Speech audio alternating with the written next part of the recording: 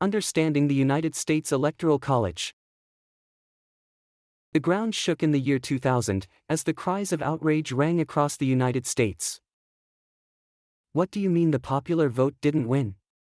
One could hardly blame the citizens for being shocked. The last time this happened was in 1888. The Electoral College vote had overridden the popular vote. George Bush was going into office. By the grace of just 5 electoral votes, despite having gotten 543,816 fewer popular votes than Al Gore. Even some of the people who voted for Bush were mad. Because no matter who won, it was obvious that something was awry. To understand the invention of the Electoral College, we have to look at the circumstances under which it was created. The Founding Fathers faced the unique difficulty of how to elect a president in a newly formed nation. Where they'd come from, there were only kings, so they had no practical experience. They had to wing it. The country at the time was made up of 13 states of varying sizes. Each of them had their own laws and powers. Everybody had just come through a scary revolution and still had a phobia about powerful, centralized governments. The country consisted of a mere 4 million citizens spread over hundreds of miles of Atlantic coastline, with no transportation but ships and horses. And none of the modern communication technology that we enjoy today. Keep in mind also that many citizens were slaves, and many more were women. The Constitution Convention met together and hashed this out. They debated several methods of electing a president. Eventually, the members settled on an indirect election of the president through the College of Electors. Remember that they only knew monarchy where they came from. So they got the idea from the Catholic Church. It, too, selects a new pope using a college of cardinals.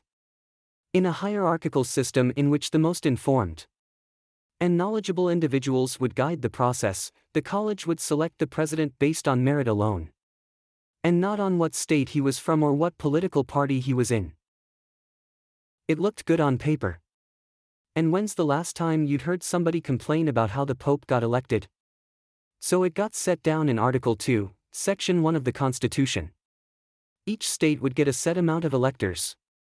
Kind of like the rules for doling out armies in the board game Risk. It didn't matter how the rules for dispensing electors was set up, so long as it was fair enough. So they decided that allotted electors would be based on the number of representatives in each state, plus 2 for each state's senators.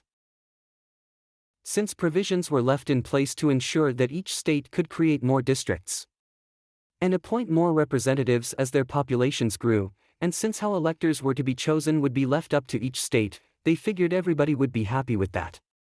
The original rules were changed and bounced around over time. Different states have different methods for assigning electors. The system we have today wasn't written into federal law until 1845. But that isn't what you want to know. What you want to know is, since the electors still, for the most part, have to vote what the popular vote in their district tells them to vote, how can a candidate win the popular vote but lose the elector vote? Take an experiment. You will need 25 pennies, 20 nickels, and 5 cups. Let the pennies be Gore voters, the nickels be Bush voters, and the cups are the 5 districts in your state. Some states have 5 districts, some have 3, California has 55. So pretend your state has 5 districts for a minute. In 3 of the cups, put into each one 6 nickels and 3 pennies. In the other 2 cups, put into each one 1 nickel and 8 pennies. Now each cup has 9 coins, so the districts are divided evenly. 5 times 9 is 45, and 25 pennies plus 20 nickels is 45. Yet 3 of the cups have more nickels than pennies, while only 2 of the cups have more pennies than nickels. The nickels won, even though they were outnumbered by 25%. The same concept works with districts, which are determined by where you live when you register to vote. If 501 people in your district vote red and 499 vote blue, your district comes out red. If 999 people in your district vote red and only 1 votes blue, your district still comes out the exact same shade of red.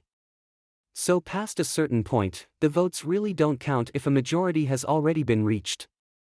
Even if you understand it, doesn't it still drive just you crazy? And this is all about understanding the United States Electoral College. We hope you found this content useful. Share it if you think it might interest someone. Be happy.